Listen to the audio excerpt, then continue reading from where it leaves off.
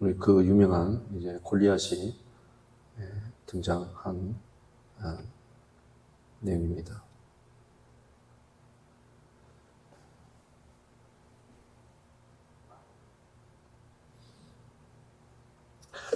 우리가 이제 블레셋 사람의 이 전투를 우리가 이제 보고 있는데, 지금 사무엘서 14장에서는 믹마스 전투라고 믹마스 전투가 있었습니다.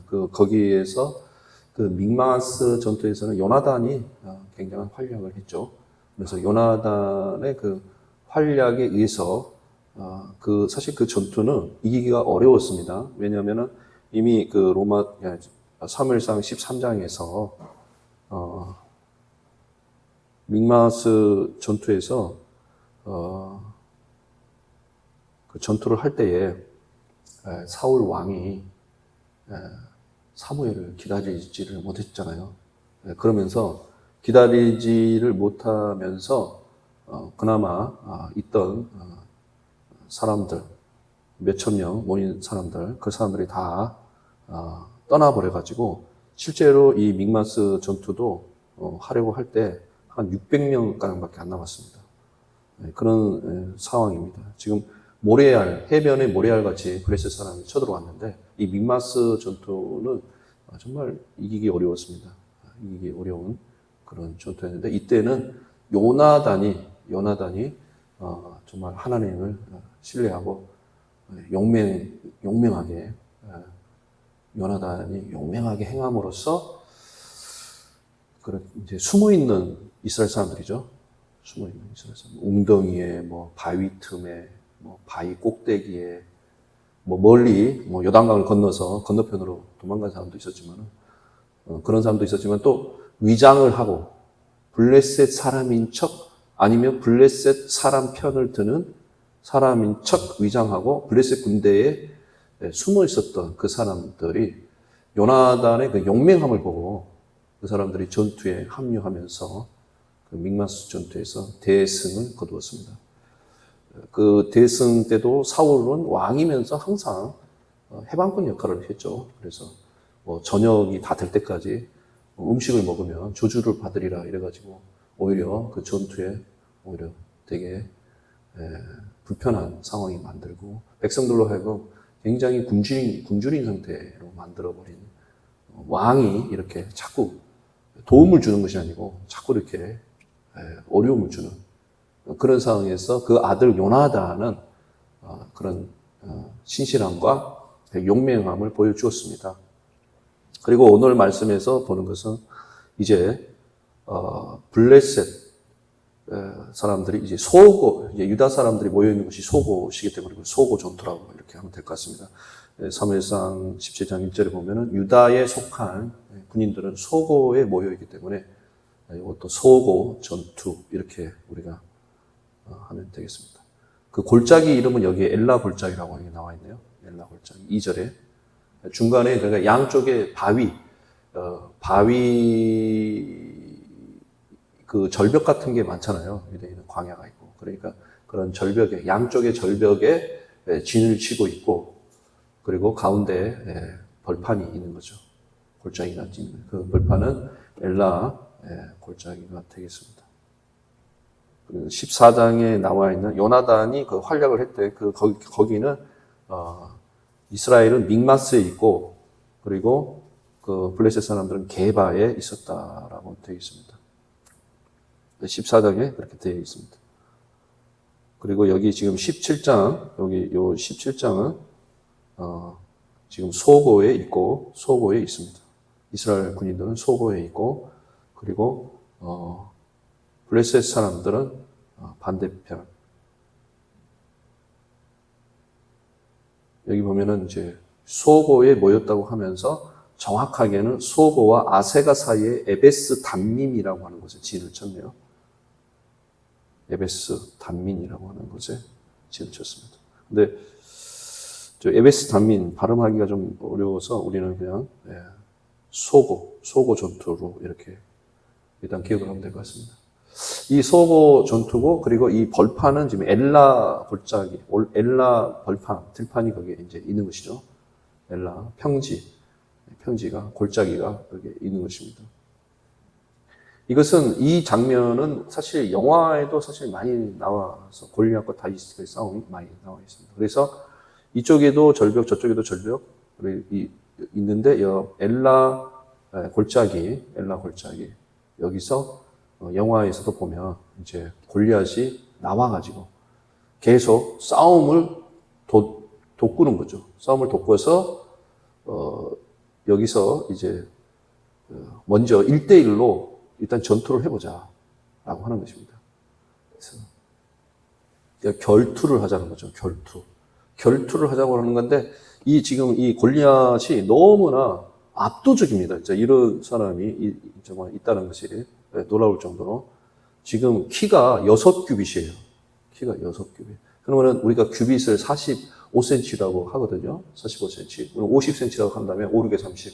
거의 3m에 달하는 2m가 훨씬 넘는 3m에 달하는 그런 키를 가지고 있다. 굉장한 큰 키를 가지고 있다. 우리가 우리나라에도 최홍만이라고 하는 사람, 거대한 격투기, 옛날에 씨름했고 격투기 선수가 있죠. 그 최홍만이라는 선수가 2m가 넘습니다. 제 기억으로 2m 10이 넘어요. 그러니까 굉장히 최홍만 선수도 크죠. 그래서 뭐 사과 같은 거 씹고 그 사람 손에 딱 잡히면 귤이에요. 우리 큰 사과가 그 사람 손에는 귤이에요. 그래서 굉장히. 그런데 여기는 지금 더 커요. 거의 3m에 육박하는 그런 굉장한 키를 갖고 있어요. 그러니까, 와, 지금 아무도 지금 나와서 결투를 하겠다라고 하는 사람이 있을 수가 없는 지금 상황이에요. 다 두려워서 지금 벌벌 떨고 있는 거예요, 지금. 누구 한 명 나가서 한번 해야 되는데, 이게 뭐 불보듯 뻔한 상황이 된 거잖아요, 지금. 누가 지금 이때 여러 명이 우르륵 가서 화살로 막 쏴가지고 멀리서 쓰러뜨리는 거야. 어떻게 해보겠지만, 1대1로 나가서 싸운다는 것은 지금 굉장히 어려운 상황입니다. 지금 이 싸움을 돋구는 사람이 골리앗이라고 되어 있습니다. 이 사람 키가 벌써 압도적입니다. 머리에 노트구를 쓰고 있어요. 몸에는 어린갑을 입었다고 하니까 이게 완전히 그냥 머리부터 발끝까지 그냥 갑옷이 그냥 쫙 있어요. 어린갑이시라고 하는 것은 그러니까 물고기를 말하거든요. 물고기 비늘이라는 뜻이에요. 그러니까 물고기 비늘처럼 그냥 촘촘하게 칼도 안 들어가고 활도 안 들어가는 아주 촘촘한 갑옷을 지금 입고 나온 거예요, 지금. 이것은 뭐 웬만해 가지고서는 챙챙챙 해가지고 칼도 안 들어가고 이거 뭐 지금 3m가 넘는 사람인데 그 사람이 막 휘두를 텐데 그 사람에게 뭐 조금 찔러봐야 바늘 찌르는 것처럼 될 겁니다. 이 갑옷의 무게가 자그마치 5,000세겔이에요. 5,000세겔, 우리가 세겔이 약 11.5g 정도 되거든요. 그러면 10g이라고 한번 생각해 보세요. 그러면은 이게 5만, 그러면 이게 약 50kg가 넘어요. 근데 10g이 아니고 11.5g이기 때문에 거의 이 갑옷 무게가 60kg에 해당됩니다. 사람 몸무게 정도 나가는 몸무게 60kg 되는 엄청난 갑옷을 입고 있어요. 머리에는 노트를 쓰고 있고. 그래서 지금 이 사람과 지금 맞서 싸운다면은 그냥 웬만큼 칼로 쳐도 그냥 때려봐 이래도 이것은 정말 이기기가 진짜 어려운 상황입니다. 그리고 다리에는 노 견갑을 쳤다는 것은 사실 우리가 로마 군인들 갑옷을 보면 이렇게 밑에는 되게 약간 이렇게 맨 다리가 이렇게 맨 다리가 이렇게 나와 있는 경우가 많잖아요. 로마 군인들도 보면. 근데 지금 다리에도 틈이 없어요. 노 견갑을 쳤어요. 노스로 만든 견갑이 다리를 또 싸고 있습니다. 지금 틈이 없어요, 지금. 그리고 어깨 사이에 노 단창을 맸어요. 그러니까 손에는 긴 창을 갖고 있고 우리가 창과 칼이 싸우면 창이 반드시 이깁니다. 창이. 왜냐하면 칼로 하고 달려오면 창으로 푹 찌르면 되기 때문에. 그래서 정말 어려워요. 그런데 창은 길기 때문에 근접해서 어떻게 해서는 몸 가까이 붙어가지고 근데 몸 가까이 붙으면 일단 잡히기 때문에 그 거인에게 잡히기 때문에 가까이도 가기도 어려운데 지금 가까이 가면 또 뭐가 있습니까? 단창이 있어요. 짧은 창이 또 있다는 거예요. 우리가 일본 왜군들 보면 이제 칼이 두 자루가 있습니다. 우리 한국 사람들은 그 임진왜란 때 보면 칼이 그냥 하나예요. 이순신 장군 칼, 여러분이 광화문 가면 큰 칼이 있지 않습니까? 근데 일본 사람들, 일본 왜군들은 항상 칼이 두 자루입니다. 영화나 드라마를 유심히 보시면 항상 칼이 두 자루가 있습니다. 그건 왜 그러냐면은 긴 칼이 있고 짧은 칼이 있어요. 왜냐면 긴 칼로 싸우다가 일단 육박정이 돼가지고 몸 붙었다. 그래서 이제 차오다가 보면 이제 붙을 수 있잖아요. 그때문에 짧은 칼을 빼서 찌르려고 짧은 칼이 있어요. 그래서 항상 왜군들 보면 다 긴 칼과 짧은 칼이 같이 있어요. 근데 왜군은 그런 식으로 싸우고 대한민국은 그냥 큰 칼 하나. 다 장단점이 있습니다. 그런데 이 골리앗이 단창을 메고 있어요. 근접해서 싸울 때도 이 단창을 빼서 찌르면, 그래서 영화나 드라마에 보면 이 어깨 사이에 딱 단창이 매여 있다는 것이 보입니다. 이렇게 하고 나와 있습니다. 어떤 드라마도 단창이 없어요. 그래서 너무 성경대로 안 한 거죠. 성경에는 어깨 사이에 단창을 메고 있어야 돼요. 그리고 그 창자루로 여기 되어 있는데요.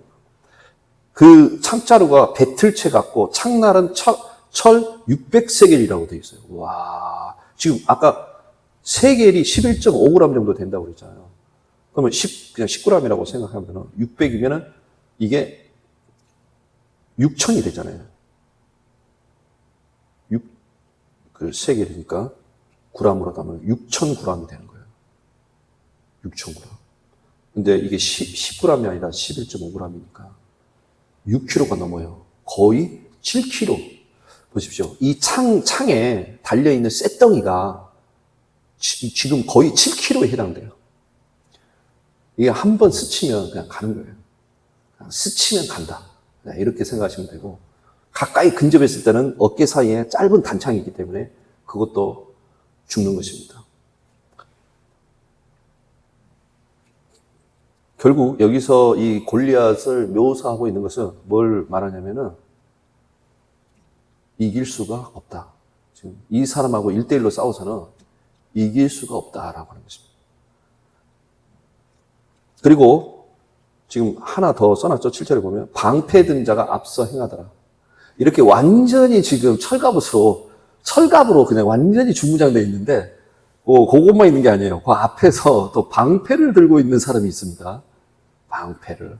자, 방패를 들고 있는 이유는 뭐가 있어요? 멀리서 활을 어깨에 메고 활로 쏘는 것을 예상하고 있는 것입니다. 그러니까 엄밀히 보면 또 1대1이 아니네요. 또 방패까지 들고 있는 사람에서 여기 들고 있다가 활을 쏘면 탁 막으려고 하는 거예요. 지금 이런 상황이기 때문에 지금 이 사람이 이 상태에서 이스라엘 군대를 모욕하면서 지금 너희는 사울의 신복이지 않느냐. 한 사람 택해서 빨리 내게로 보내라. 그래서 우리 중에 싸워서 내가 죽으면 우리가 너의 종이 되고 너희가 죽으면 너희는 우리의 종이 된다.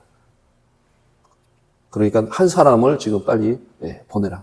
한 사람을 보내서 지금 우리가 이긴 자의 누가 종이 되는지, 누가 이긴 자가 되는 것인지 이것을 판가름을 하자. 우리가 굳이 이렇게 지금 모여 있는 이 군대들이 지금 피를 흘릴 것이 무엇이냐? 그냥 나랑 1대1로 결투를 하자. 이렇게 말하고 있습니다. 이러고 있는데 지금 11절에 보면은 이스라엘은 굉장히 두려워하고 있다. 이러고 있어요. 블레셋 사람이 이 말을 듣고 놀라 크게 두려워하니라. 지금 두려움에 벌벌벌벌 떨고 있는 거예요.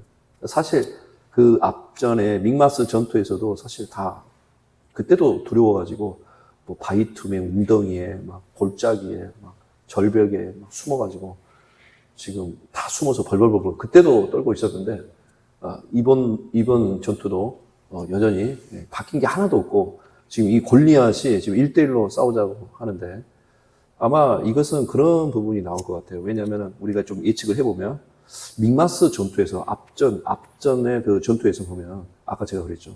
요나단의 용맹함 때문에 이 전세가 확 바뀐 거거든요. 그러면서 숨어있는 위장하고 있는 이스라엘들이 와 하면서 그런 용기를 갖고 그 전투에 임함으로써 이게 전세를 확 바꿀 수가 있었던 것이거든요. 그러니까 지금 이 블레셋 이 골리앗이 한 사람 빨리 뽑아서 빨리 나한테 보내. 이 말은 요나단에게 말하는 내용인 가능성이 많아요, 지금. 왜냐하면 이미 그 앞전 전투에서, 믹마스 전투에서 지금 요나단 때문에 이렇게 된 거거든요. 그걸 알고 있었기 때문에 요나단을 보내라 라고 하고 있는 것입니다. 그런데 사실 요나단이 전혀 이 전투에 등장하지는 않고 있습니다. 그러니까 그것은 뭐냐면은 지금 요나단도 쉽게 내가 저 사람을 이길 승산이 없다라고 생각하고 있는 지금 상황이에요. 내가 웬만하면 해보겠는데 저 사람은 빈틈이 없다. 빈틈이 없어서 내가 나가서 싸우려면 싸우는데 내가 이길 수가 없다. 지금 그렇게 판단을 하고 있는 거예요, 지금. 그러니까 나중에 여러분 보시면 요나단과 다윗이 맹약을 합니다. 왜 요나단이 다윗을 맹약을 했는지. 사실 다윗이 요나단을 살렸다고 해도 과언은 아니에요. 왜냐하면 지금 이 앞전의 전투에서 요나단이 맹활약을 했기 때문에 그때는 다윗의 존재 자체도 드러나지 않았잖아요. 그렇기 때문에 요나단이 나중에 왜 다윗이 아버지가 그렇게 싫어하는데도 맹약을 하고 맹세를 하고 그렇게 서로 언약을 체결했는지. 그것은 바로 다윗이 아니었다면 요나단이 정말 비참하게 죽을 수밖에 없었고, 사실 요나단이 다윗이 그렇게 제대로 된 갑옷, 군복, 칼 이런 것 없이 그냥 갔기 때문에 요나단도 진짜 본인도 굉장히 용맹하지만 이거 어떻게 되는 거냐, 이거 정말 참담하게 느꼈던 것이고, 정말 이 상황에서 다윗이 정말 비참하게 여기서 죽고 마는구나 이렇게 생각하고 있었고, 이 전투가 앞으로 어떻게 될 것인가, 그러면 내가 이제 결국에 나가야 되는데 나도 승산이 없다 이렇게 지금 요나단도 판단을 하고 있었을 것입니다.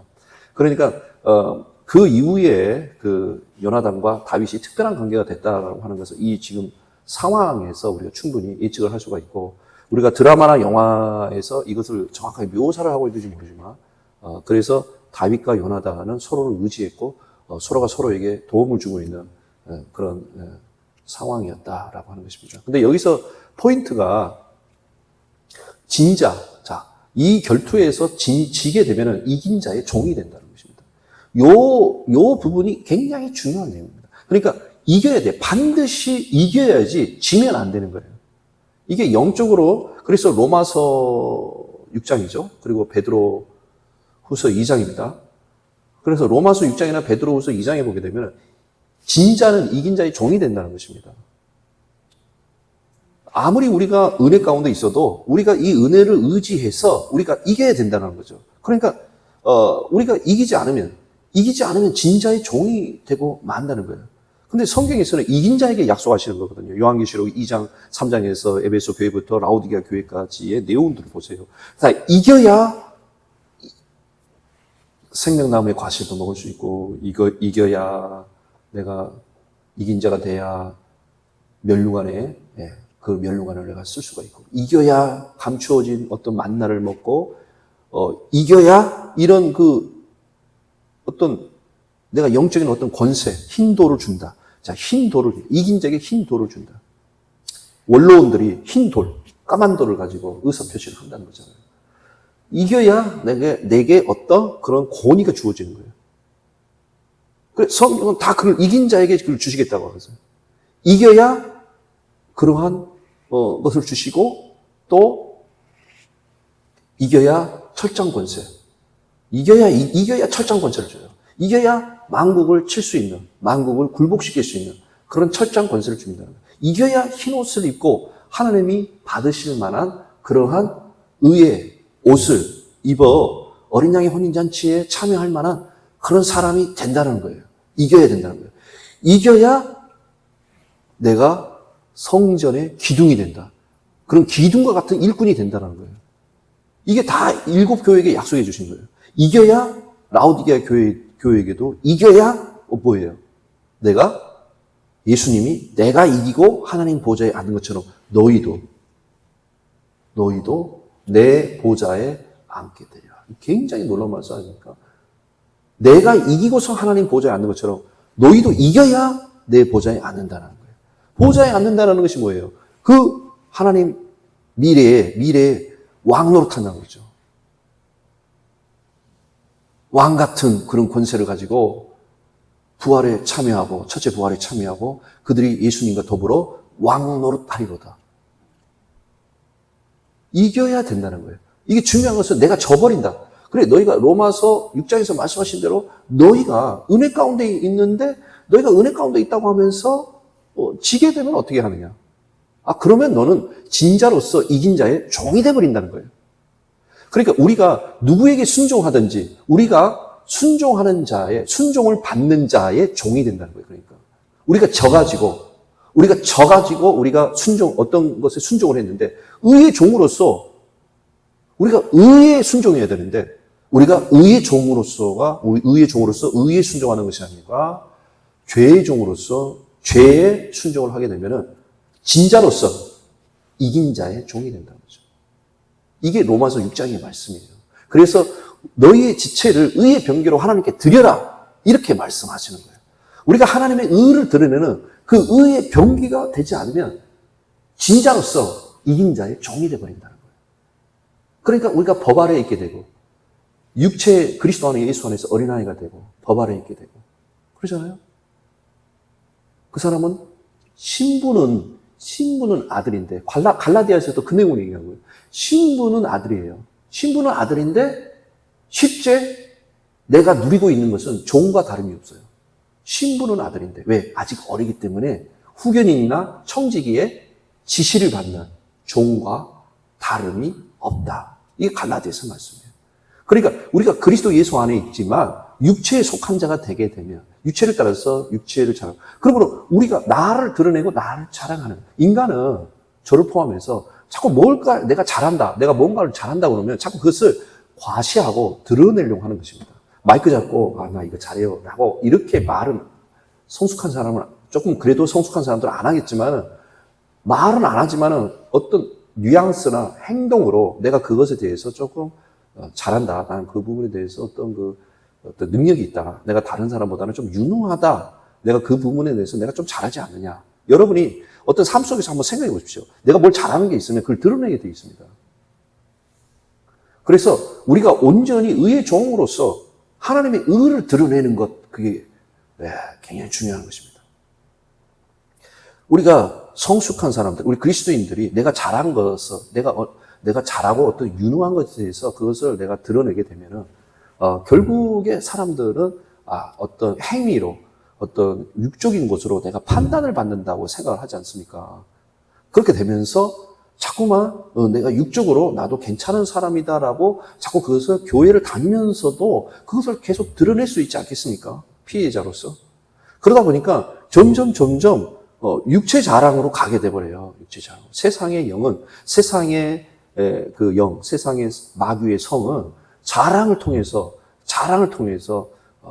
시작이 되는 것입니다. 우리가 그리스도를 자랑해야 되는데 나를 자랑하는 것, 나를 자랑을 통해서 이게 점점 자랑이 자만이 되고, 자만이 거만이 되고, 거만이 교만이 되고, 교만이 남을 비판하는 이제 그런 자리까지 가게 되면서, 남 비판한다는 것이 뭐예요? 하나님의 말씀으로 보는 것이 아니고 하나님이 이미 판단하는 것으로 판단하는 것이 아니라 자기가 판단하는 거예요. 자기가 판단하는 거예요. 옳은 소견대로 자기가 기준이 돼요. 자기 자신이 기준이 되는 거예요. 이러한 것들은 하나님 보시기에 선한 것이 아닙니다. 사람들은 선악을 알게 하는 나무의 실과에서 그래도 악을 아는 것은 잘못된 거지만 선을 아는 것은 그래도 그건 괜찮은 거 아니냐. 그러니까 아담과 하와가 선악을 알게 하는 나무의 실과를 먹었지만 그래도 반은 잘했다. 왜? 선을 알게 되지 않았느냐.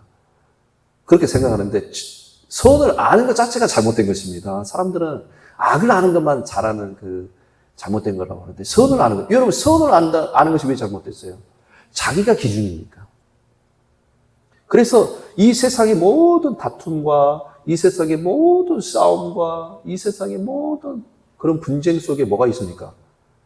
내가 볼 때는 그게 옳다라는 거예요. 내가 보기에는 그것이 옳고 선하기 때문에 그걸 주장하면서 싸우는 것이지, 막 사람들이 주장하면서 내가 주장하는 것이 틀리지만 내가 한번 내가 질러본다 이러면서 주장하는 게 아닙니다. 그 사람들은 다 교회를 위해서 했다고 그러고 이것은 하나님을 위해서 했다고 그러고 이게 영광을 드러낸다고 하면서 막 주장하는 것이지 교회 모든 다툼은 내가 이번에 목사님 내가 한번 마귀주의 한번 해보려고 한번 내가 이렇게 한번 의견 내봅니다 라는 사람은 한 명도 없어요. 다 하나님 영광을 위해서 말한다는 것이고 영광 교회를 위해서 인다는 것이고 형제를 위해서 인다고 심지어는 사랑한다고 하면서 하는 사람도 있어요. 그러니까 그러면서 주장하는데 뭐가 잘못됐죠? 사랑을 위해서 뭐 주를 위해서 교회를 위해서 그 말이 틀린 게 아니라 그게 자기 기준이라는 거죠. 자기 기준. 그래서 선을 아는 것은 왜 잘못되느냐? 내가 보기에 그게 선이라고 생각하기 때문에 그게 악이 되어버리는 것입니다. 선은 하나님이 보기에 하나님이 선이라고 할 때 그게 선이에요. 그래서 마태, 마가, 누가 보면 공이 기록된 그 부자 청년이 예수님 이름 부를 때 뭐라고 불렀습니까? 랍비어라고 했습니까? 아니면 선한 랍비어라고 불렀습니까? 선한 랍비어였습니다. 근데 예수님께서 그래 무슨 일이냐 이렇게 말하지 않고 왜 너는 나를 선하다고 하느냐. 선하신 분은 딱 하나님밖에 없다. 하나님 외에 선한 분이 누가 있느냐. 즉 뭐냐면 하나님으로부터 보냄받은 자로서 하나님이 선하다 선하지 않다 하나님이 판단하는 거지 내가 판단할 수도 없고 보냄을 받은 내가 판단할 수도 없고 너가 그렇게 판단할 수도 없는 거다. 선한 분은 오직 하나님이다. 와, 할렐루야. 그래서 유다서에도 보면 그 하나님이 하늘에서 종들이 누구예요? 천사들이잖아요. 그 천사들의 천사장이 미가엘이에요. 유다서에 보면은 천사장 미가엘도 모세의 시체에 대해서 마귀와 변론을 할 때 마귀를 정죄하는 변론을 감히 쓰지 못했다라고 되어 있어요. 모세의 시체에 대해서 당연히 그 시체에 대해서 사단 마귀가 어떤 변론을 할 때에 하나님께서 이미 모세에게 말씀하셨기 때문에 그 부분에 대해서 미가엘 천사가 주장할 수 있지만 내가 마귀를 대적하는 그런 판단하는 변론을 내가 그렇게 판단하는 그 변론을 하지 않겠다. 내가 판단하는 그 글을 쓰지 않겠다. 내가 너희를 판단하지 않겠다. 오직 하나님이 너를 판단하기를 원하노라. 능히 그 미가엘 천사가 판단할 수 있지만 내가 판단하지 않고 하나님이 너를 판단하시기를 원한다라고 하는 것입니다. 이게 하늘의 종, 하늘에서 그 종, 천사장, 그것도 그냥 종이 아니고 종 중에서 가장 대장. 그러니까 우리가 하나님의 종으로서 우리가 뭐 하나님의 종 중에서 가장 뭐 우리가 뭐 대장이라고 누군가 생각한다면 근데 바울이나 베드로도 내가 종 중에서 대장이요? 이렇게 하지 않은 거 보면 우리 종 중에 대장은 없는 것 같고요. 근데 우리가 뭐 종의 대장이라고 했다 할지라도 우리가 해야 되는 것은 바로 하나님의 선하심을 드러내는 거라는 거죠. 보냄을 받은 자로서 우리가 나를 보낸 자가 선하다, 선하지 않다를 판단하는 것이지 내가 그것을 판단하는 것이 아니죠. 그 직원이 뭔가 어떤 회사의 직원이 일을 잘했는지 못했는지 그 직원이 판단하는 것은 아니다라고 하는 것이죠. 바로 그를 고용한 그 회사의 사장, 대표이사가 그것을 판단하겠죠. 그러니까 누가 그 직원이 스스로 판단하는 거. 그래서 성경 안에서도 우리가 칭찬을 할 때 남의 칭찬으로 남이 나를 칭찬해 그 칭찬이 그게 진정한 칭찬이지 내가 나를 칭찬하고 있다면 그것이 어떻게 진정한 칭찬이 되겠느냐 이렇게 성경에서 말을 하고 있지 않습니까? 근데 칭찬조차도 내가 칭찬하는 것이 아니라 다른 사람이 나를 칭찬해 줘야 되는데 선하다 이것이 어떤 좋다 나쁘다를 얘기할 때 우리가 선하다라는 좀 어려운 표현이잖아요. 약간 느낌이. 그런데 창세기 1장에서 보면은 보시기에 좋았더라. 그렇게 말씀했습니다. 그러니까 좋다 나쁘다의 얘기는 하나님이 판단하시는 궁극적으로 하나님이 판단한다는 거죠. 그러므로 이미 판단하신 말씀으로 내가 얘기하는 것 이미 성경에 나와 있기 때문에 이미 성경에서 계명으로 율례의 말씀으로 다 하나님이 판단하시고 정해놓으신 그 말씀으로 분별하는 것 말고는 말씀으로 분별하고 판단하는 것 말고는 내가 개별적으로 판단하는 것에 대해서는 그것은 성경에서 그걸 비판이라고 부정적으로 보고 있는 거예요. 그러니까 하나님이 판단하셔야 돼요. 인간이 이게 내가 보기에 좋다. 그것은 아니다. 라고 하는 것입니다. 그러니까 우리가 의의 그러한 하나님의 그 선하심을 따라서 하나님의 그 의, 내가 스스로 옳다 그러다가 아니라 내가 옳은 것은 주님이 나를 용서해 주시고 나를 의롭다 하심으로 내가 의로운 것이고 옳은 사람이 된 거죠. 내가 의롭다고 하는 것은 옳다는 뜻이잖아요. 내가 옳은 것은 주님이 나를 용서해 주시고 나를 의롭다고 하셨기 때문에 내가 옳은 것이고 내가 의로운 것이 된 것이죠. 그러므로 그 의를 우리는 드러내야 되는 것이죠. 그 의를 드러내는 거예요. 그 의의 종으로서 내가 의에 순종하는 삶을 살아야 내가 의의 종이 되고, 의의 종으로서 내가 사는 것이 죄에 대해서 죽고 의에 대해서 사는 그 의의 종이죠. 그런데 내가 의의 종으로 살지 않는다면 여전히 내가 육체를 따라서 죄의 종로로 타고 있다는 거예요. 그러니까 너희가 그 육체를 그러한 어떤 그 의의 병기로 그걸 드려야 된다. 그래서 의의 병기, 즉 우리가 의의 종으로서 그 하나님의 의를 드러내면 그게 무기가 된다는 뜻이죠. 그렇기 때문에 지금 이 전투에서도 보게 되면은, 내가 가지고 있는 것으로 저 골리앗과 싸우려면은 답이 안 나와요. 두려워하는 것은 당연한 것입니다. 그러나 다윗은 달랐다는 것이죠. 다윗은 자기가 가지고 있는 것과 내가 가지고 있는 것, 뭐 돌 5개, 이것으로 그리고 내가 들고 있는 이 막대기, 이것과 함께 지금 이 골리앗의 어떤 키와 어떤 갑옷과 이 무게와 이 단창과 이 긴 배틀체 같은 창과 이 거대한 이런 어떤 장비들, 이런 것을 보고서 이걸 비교하면서 이게 지금 된다 안 된다, 이 육체를 따라서 판단을 하고 있지 않은 것이죠. 그걸 따라서 판단하게 되면 그 하나님의 의가 아니잖아요. 그러니까 하나님이 나와 함께 하시기 때문에, 하나님이 나와 함께 하시고 나와 동행하시기 때문에 나는 하나님이 나를 의롭다 하셨다는 것이에요. 내가 지금 옳다고 하는 것, 내가 의롭다고 하는 것은 내가 가지고 있는 이 돌 5개 막대기로서 내가 지금 옳고 의롭고 내가 담대한 것이 아니다라고 하는 것이죠. 그러니까 어떤 의라고 하는 것은 담대함이잖아요. 나를 용서해 주시고 뿐만 아니라 나를 의롭다고 하는 것은 담대함을 얘기하는 것이죠. 그러니까 다윗의 그 담대함이 어떻게 왔느냐? 그 하나님의 그 은혜로서 지금 다윗은 담대함을 갖고 있다라고 하는 것이죠. 나는 하나님의 종이다. 나는 의롭다. 나는 이겼다. 나는 승리했다.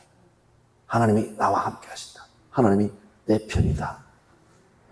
그런데 너는 그 돌 5개 막대기만 있지 않느냐? 하나님이 너와 함께 한다면 이렇게 초라할 수 있느냐?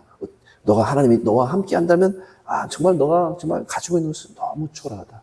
저 사람을 봐라. 얼마나 휘황찬란하냐. 정말 저 사람이 갖고 있는 것은 정말 엄청난 것이다. 오히려 너가 지금 갖고 있는 것으로는 정말 비참하다. 근데 너 왜 그렇게 담대하냐? 너 왜 그렇게 담대하냐? 지금 그러는 거죠. 다윗은 내가 들고 있는 것 때문에 내가 담대한 게 아니다. 내가 지금 들고 있는 것은 나에게 그냥 가장 익숙하기 때문에 내가 지금 이걸 들고 있는 것이고, 내가 담대한 것은 하나님이 나와 함께하고 있다는 것이다. 지금 이것으로 나가는 거예요. 이겨야 되는 것이죠. 여러분, 우리가 모세의 10가지 재앙을 보세요. 모세의 10가지 재앙이 사실은 영적으로 보게 되면 뭐예요? 이 10가지 하나하나, 피, 개구리, 이, 바리, 악질, 독종, 또 뭐가 있습니까? 그 다음에 우박, 메뚜기, 흑암, 장자. 이 10가지의 이 재앙들이요, 다 영적으로 보게 되면은 이 재앙이, 우리는 이게 감이 안 오지만 애국 사람들은 다 신을 모시고 있었거든요. 신을. 애국 사람들이 모시는 신들이 수가 몇 개인 줄 아십니까? 100개일 것 같습니까? 1000개일 것 같습니까? 10,000개일 것 같습니까? 자그마치 1000개가 넘습니다. 거의 2000개, 3000개 됩니다. 그러면 그들의 삶 자체는 그냥 신들의 세계예요. 그들이 세상을 바라보는 세계관이라고 하는 거. 사실 고대에는 대부분 신들의 세계죠. 우리가 그리스, 유럽의 문명도 이렇게 보면 제우스부터 그냥 완전히 신들이 사람과 같지 않습니까? 그런 것처럼 이 애굽도 마찬가지예요. 이 모든 게 다 신이에요. 그들이 바라보고 있는 것은 다 신이에요. 그래서 나일강을 쳤다. 자, 나일강을 쳤어요. 그 신이에요. 그 나일강을 붙잡고 있는. 이 나일강을 통해서 모든 번영이 오잖아요. 모든 번영이. 그런데 그들이 최고의 신이라고 하는 신이 오시리스라고 하는 신이에요. 그러니까 이 눈에 보이는 이 나일강, 와, 정말 가장 긴 강은 아니에요. 가장 긴 강은 아마존이라고 하더라고요. 근데 가장 넓은 강은 또 나일강이래요. 그러니까 거의 바다 같은 강인가 봐요, 나일강은. 그러니까 막 꼬불꼬불. 브라질의 그냥 아마존의 강은 막 완전 꼬불꼬불 해가지고 길에서 길이가 엄청 긴가 봐요. 그런데 이 나일강은 그만큼 아마존처럼 길지는 않지만 엄청 넓대요. 바다 같은 강이죠. 그러니까 그냥 뭐 이스라엘 땅은 막 맨날 위만 쳐다보고 있잖아요. 비가 언제 오나. 그러나 애굽 사람들은 하늘을 쳐다볼 필요가 없어요. 그냥 늘 눈앞에 바다 같은 강이 쭉쭉 흐르고 있기 때문에 언제든지 그냥 발로 물을 댄다라는 표현이 있죠. 성경에. 발로. 그냥 우리 밭고랑에 그냥 이렇게 고랑 딱 이렇게 발로 이렇게 툭 치면 그냥 그 뚝에 물이 그 밭으로 들어오듯이 그냥 너무너무 그냥 쉽다는 거죠. 물이 그냥 사방천지에 널려 있어서 농사가 안 될 일이 없다는 거예요. 그래서 항상 성경에 보면은 자꾸 애굽에 내려가려고 해요. 아브라함부터 자꾸 애굽에 내려가려는 이유가 거기는 양식이 있기 때문에. 그런데 하나님이 뭐라고 그래요? 애굽에 가라고 그래요? 가서 양식 가져오라고 그래요? 가지 말라고 그래요? 애굽에 내려가지 말라고 하지 않습니까? 근데 뭐 우리가 생각해보면 아이고 이제 하나님 내가 다른 게 아니고 애굽에 이사 간다는 게 아니고 애굽에 있는 양식만 갖고 오려고 그러는 거예요. 하나님 이스라엘을 세우려고 그러는 거잖아요. 우리는 항상 그런 논리를 펴요. 아니에요. 가지 말라면 가지 말아야 되는 거예요. 그러니까 이 나일강을 쳐가지고 피가 됐다. 그러면은 이거 지금 뭐예요? 오시리스라고 하는 이 신이 최고의 신. 예, 쉽게 말하면 오시리스가 이 제우스와 같은 거예요. 그 그리스의 제우스와 같은 거예요. 그 최고의 신을 깨트렸다는 거예요. 이겨야 되는 거예요. 이겨야 돼요. 또 그 다음에 개구리. 헤케트. 이게 개구리의 신을 모시는 신이에요. 개구리 어때요? 막 바글바글. 시골에 가면 개구리. 그래가지고 어떤 사람은 막 이렇게 기도원에서 성도들이 기도할 때 개구리 우는 소리와 같다. 이렇게 표현하더라고요. 근데 오늘날 개구리 우는 소리처럼 기도를 안 해서 참 안타까운데 우리가 시골에 가면 개구리가 그렇게 많이 운대요. 개구리 하면서. 그래서 그 개구리는 다산이에요. 번영이에요. 그냥 생육과 번성이 일어난다는 거예요. 그런데 개구리가 생육과 번성이에요. 생육과 번성을 하려면 사람은 그 결혼하고 시집가고 장가가야 되는데 그냥 그 개구리들이 다 막 침상에 다 올라오잖아요. 하나님이 그들의 세계관을 쳐버리는 거예요. 그러니까 우리가 세상을 바라보는 이 시각을 바뀌어야 이기는 거예요. 우리가 예수를 믿으면 세계관, 물질관, 가치가 바뀌어야 되는 거예요. 여전히 예수를 믿는데 내가 세상을 보는 눈이 똑같아. 세상을 바라보는. 그러면은 이건 내가 지게 돼 있어요. 이겨야 되는 거예요. 이 세상은 개구리 신을 섬겨야 생육과 번성이 일어난다. 그런데 그런 세계관으로 보지 않고 하나님이. 그래서 여러분 출애굽할 때 생육과 번성이 이스라엘 사람들에게 너무 많이 일어나니까 막 시기집투를 하지 않습니까? 하나님이 생육과 번성을 이루는 것이지 그런 개구리가 아니라는 거예요. 아무리 개구리 신을 섬겨도 그걸 치시는 거예요, 하나님이. 하나하나 얘기하면 시간이 많이 가니까 하나만 더 얘기할까요? 개구리. 그 다음에 뭐가 있습니까? 이죠, 이. 자, 이를 같은 것도 보면은 이의 재앙을 일으킬 때 모세가 어떻게 했죠? 그렇죠. 흙이에요. 흙을 티끌을 들어가지고 그것을 공중에 흩뿌리는 거예요. 그게 이가 된 거예요. 그 이는 각다기, 모기를 말하는 거예요. 이것은 뭘 쳤냐면, 여러분, 이 땅에서 모든 근원이 시작이 된다고. 이 땅에서 어떤 그 근원적인 것이 나온다. 우리가 땅에다 씨를 뿌리고 거기에 싹이 나고 줄기가 솟고 열매를 맺어서 이런 자연을 보면서 그들의 세계관은 이 대지라고 하는 이 대지에서 이 모든 그 이 모든 그 생명과 모든 그 귀한 것들이 나온다고 보는 거예요. 그래서 제우스와 같은 그 오시리스 신이 이 땅에서 나왔다고 합니다. 이 사람들은. 그 땅 신 이름이 게브예요. 게브. 그러니까 오시리스를 하나님이 치시고 그 다음에 헤케트라고 하는 개구리 신을 치시고 그리고 게브라고 하는 신을 친 거예요.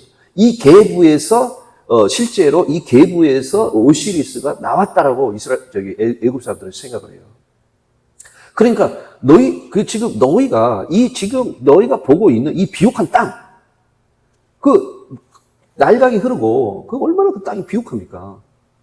사실 적과 꿀이 흐르는 그 이스라엘 땅은 강이 변변치 않지 않습니까? 그리고 광야가 얼마나 많아요. 평지가 아닙니다. 예루살렘, 헤브론, 베델 이런 곳이 다 800m 이상인 줄 우리가 알고 있지 않습니까? 이렇게 비옥하고 이런 비옥한 곳이 아니에요. 모든 문명은 다 땅이 비옥한 곳에서 문명이 시작이 됐습니다. 우리가 메소포타미아 문명 어떻습니까? 거기 유프라테스 강, 티그리스 강이 쫙 흘러서 엄청 비옥합니다. 거기에 비옥한 사람들이 모여가지고 농사 짓고 가면서 문명을 지키는 거예요. 이집트 문명 어떻습니까? 나일강 쫙 비옥해요. 땅이 아주 비옥합니다. 황하 문명 중국 그 뭐가 있어요? 황하강 보십시오. 바다 같습니다. 진짜 우리 아시아에서 보면 우리가 전 세계적으로 보면 나일강이 바다가 큰 강이지만 이 황하강 어마어마합니다. 영상으로 한번 봐보십시오. 이런 한강은 정말 개울이에요. 황하강에 비하면. 양치강도 있지만 황하강이 제일 중요한 강입니다. 그러니까 이 다 강이 있고 땅이 너무 비옥하니까 땅 신을 섬기는 거예요. 땅 신을. 하나님이 그 티끌로 모기를 만들었어요. 여러분, 모기가 얼마나 괴롭히는 거 아니에요. 고통 주는 게 진짜 모기가 우리가 이 모기로 인해서 참 여름에 얼마나 고통 많이 당했습니까? 그러니까 그걸 통해서 하나님은 너희가 섬기는 이 돼지가 너희들에게 어떤 생육과 번성과 어떤 너희들이 그 어떤 원천의 어떤 그 복을 주는 것으로 너희들이 그렇게 생각하지만 그건 아니다. 복은 이런 돼지에서 오는 것이 아니다. 물론 성경에서 보면은 들에서도 성읍에서도 이런 농가 밭에 하나님 복을 주시지만은 그것은 하나님이 복을 주셔서 거기서 복이 나오는 것이지 30배, 60배, 100배 결실이 맺는 것이지 하나님이 복의 원천인데 그들은 땅을 복의 원천으로 생각하는 거죠. 그 세계관을 부셔뜨리고 그들이 섬기고 있는 신을 부셔뜨리는 거예요. 이 10가지 재앙이 하나하나 보게 되면은 그냥 그들의 세계관을 그냥 가차없이 깨트려버리는 거예요. 가차없이. 아니다라는 것입니다. 그러므로 우리가 다음에 기회가 되면 또 하나하나 더 보겠습니다. 우리가 정말 우리가 이긴 자가 되어야 된다는 것이죠. 이긴 자라고 하는 것은 내가 그냥 예수 믿는다고 하면서 세상 방식으로 살아가면 이긴 자가 될 수가 없죠. 그래서 우리가 주님의 진리를 따라서 경건의 모양만 있고 경건의 모양만 있으면 안 되고 경건의 능력에 우리가 이르러야 돼요. 달라져야 돼요. 말하는 것이. 왜? 가치관, 세계관 이것이 달라지려면 어떻게 됩니까? 이게 달라지려면 이 머리에 있는 이 모든 세계관, 개념, 관념, 지식 바꾸려면 어떻게 돼요? 이 머리하고 제일 가까운 귀, 머리하고 제일 가깝습니다. 귀를 잘 하나님께 말씀에 귀를 기울여야 돼요. 그래야 여기 바뀌죠.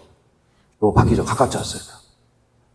요거 바꿔야 어때요? 여기 바꿔야 어디가 바뀌다. 그 다음에 여기 바뀝니다, 여기. 우리가 알고도 못하는 것은 내 마음이 안 바뀌어서 그런 거예요. 여기, 지금 여기 있는, 겨우 바꿨어요. 근데 여기도 안 바뀌어 있어, 지금. 여기 왜 안 바뀌어 있어요? 왜 여기 안 바뀌어 있죠? 요거 안 했습니다. 요거 해야 됩니다. 잘 들어. 쉐마 이스라엘. 쉐마 이스라엘.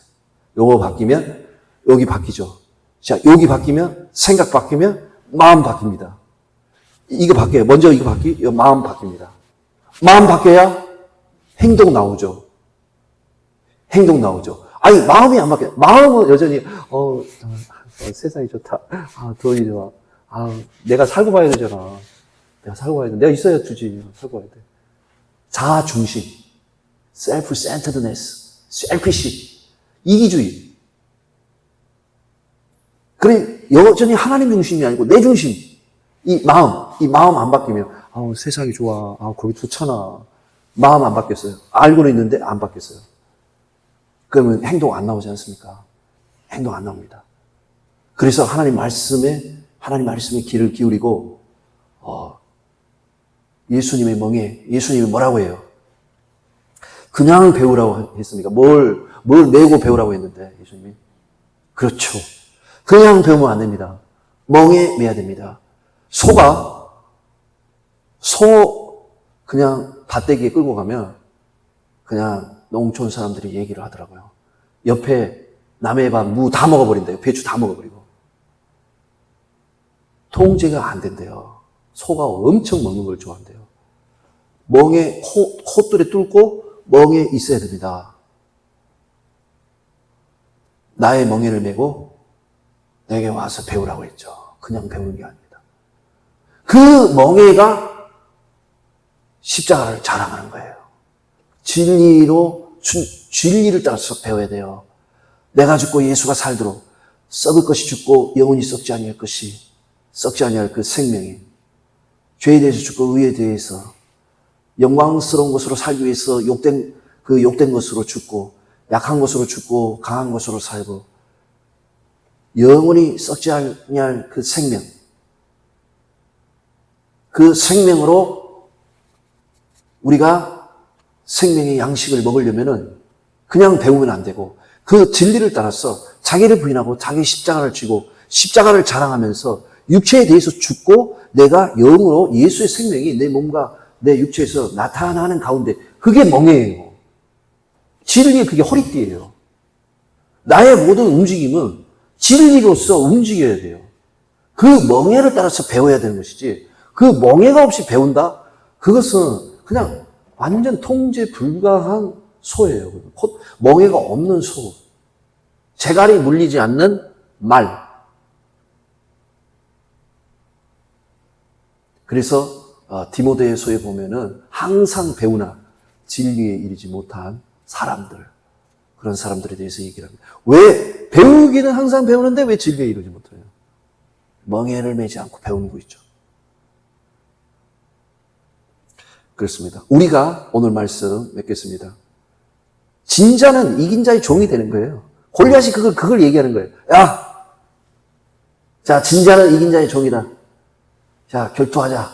자, 이 전투가, 다윗과 골리앗의 전투가 지금으로부터 3,000년 전의 사건으로만 끝난 거냐고요? 아닙니다. 지금으로부터 3,000년 전의 사건이 아니고 지금 로마서 6장에서 말씀하신 것처럼 베드로후서 2장에서 말씀하신 것처럼 우리가 의를 드러내는 의의 병기로 우리가 쓰임받지 않으면 우리도 진자로서 이긴 자의 종이 되어버립니다. 너가 누구에게 순종했느냐? 사람들은 순종하라면 좀 힘들어요. 좀 봐주시고 막 이렇게 복 주는 설교 좀 해주세요. 힘들다고요. 세상에서도 많이 맞고 왔어요. 순종하지 않으면 내가 누구에게 순종했느냐? 패배에 순종했느냐? 허무에 순종했느냐? 낙심에 순종했느냐? 세상 것에 순종했느냐? 그러면은 이미 진자로서 이긴 자의 종이 돼버리고 만다는 거예요. 내가 누구에게 순종했든지 순종을 받는 자인 내가 종이 돼버린다는 거예요. 이겨야 되는 거예요. 그런데 요한계시록에서 보니까 이긴 자는 다 회개하는 사람이에요. 대부분. 퍼센트로 말하면은 7분의 5는 왜냐하면 7교회에서 5개 교회는 다 책망을 했지 않습니까? 대부분 우리가 이긴 자가 되기 위해서는 회개가 동반돼야 되는 거예요. 회개가. 우리가 꼭 비율로 꼭 따진다면 나머지 7분의 2 정도, 그 정도는 한 20%? 25%? 거의 80%에 해당되는 것은 회개라는 거예요. 회개. 20%는 내 믿음의 결단이죠. 인내입니다. 그런데 그 모든 인내나 죽도록 충성하는 그런 충성심도 사실 이게 이 고난을 통해서 순종을 배우는 것처럼 결국은 회개를 하고, 이 회개를 속에서 회개라고 하는 것은 십자가를 자랑하는 가운데 내가 죄에 대해서 죽는 거잖아요. 회개는 내가 죄에 대해서 약간 좀 잘못했습니다, 이런 게 아니라 회개는 죄에 대해서 죽는 겁니다. 그래서 우리가 하나님 앞에 회개할 때 하나님 정말 저 잘못했습니다, 이렇게 말하면 약간 회개 같지가 않아요. 여러분 한번 해보십시오. 여러분이 회개할 때 하나님 저 잘못했어요, 좀 봐주세요, 이렇게 하면은 회개가 안 돼요. 왜? 회개는 반성이 아니기 때문에. 내가 하나님 앞에 회개할 때 하나님 저 정말 반성 많이 했거든요, 좀 이제 좀 봐주시고, 저 반성 정말 많이 했어요, 좀 용서 좀 해주세요, 예수님 용서해 주신다고 하셨잖아요, 저 반성했거든요. 이렇게 하면은 약간 회개 같지가 않아요. 여러분이 한번 해보세요. 뭔가 회개라는 생각이 안 들어요. 해보세요. 안 된다니까요. 마음에 진정한 평화가 없어요. 하나님 죄송해요, 제가 잘했어야 되는데 못했네요, 죄송합니다 하나님, 이렇게 말하면 되게 회개 같지가 않고 찜찜해요. 인간적으로 한 것 같고. 왜 그럴까요? 회개는 죄에 대해서 반성하는 게 아니라 죄에 대해서 죽는 거기 때문에 그런 거예요. 죄에 대해서 죽는 거기 때문에. 그리고 더 나아가서 내가 이미 영적으로는 죄에 대해서 죽었다가 살아난 자와 같다라는 거죠. 죄의 종이 아니에요, 이제는. 이 종이에요, 그냥. 그렇기 때문에 우리가 회개라고 하는 것은 십자가에서 내가 죽고 예수가 사는 것으로, 결국 십자가의 신앙이 그게 회개예요. 그걸 통해서 우리가 궁극적으로 이긴 자가 되는 거죠. 이긴 자에게 모든 약속의 성취와 응답이 있습니다. 할렐루야. 그래서 우리가 정말 오늘날에도 우리가 골리앗과 이 결투를 해야 되는 상황에서 많은 사람들이 다 지금 다윗이 등장할 때까지는 그렇게 용맹했던 요나단도 지금 나서고 있지 않잖아요. 왜? 용맹했지만 결과가 너무 뻔하기 때문에 그런 거예요. 자, 그렇다면 뭐죠? 그렇게 용맹했던 요나단도 지금 현실을 보고 있는 거예요. 네, 우리가 정말 진자는 이긴 자의 종이 된다. 반드시 우리가 이기고, 이미 예수님께서는 요한복음에서 내가 세상을 이기었노라, 내가 세상을 이기었노라, 그러므로 너희는 평안하라. 기도하겠습니다. 하나님 아버지, 감사를 드립니다. 우리는 이미 이겼습니다. 이긴 자로서 마귀의 속임에 넘어가서 진자로서 순종을 받는 자의 종이 되는 것이 아니고, 정말 이긴 자로서 하나님의 약속에 응답을 받고 우리가 평안을 누리게 하여 주시옵소서. 우리가 지금 두려워하고 있습니까? 하나님, 이긴 자로서 평안을 누리게 하여 주시옵소서. 감사드리며 예수님